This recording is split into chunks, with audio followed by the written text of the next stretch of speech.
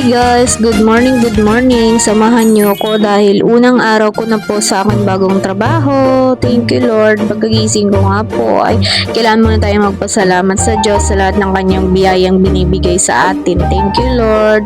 At ayan, kailangan muna nating magbuyod dahil kahit kakagising mo lang guys, sobrang init talaga. Yes, sobrang pawis na ako kaagad niyan.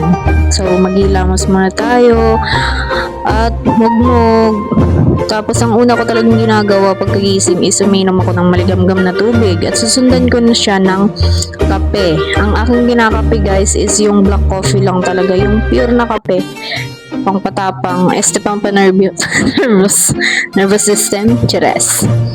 So, ayan, magkakape muna ako. Then, after that, habang nagkakape, nagsasaing na pala ako dyan para sa aking babaunin. At habang nagpapaluto-luto tayo ng kanin, is magkape na tayo, guys. Ayan.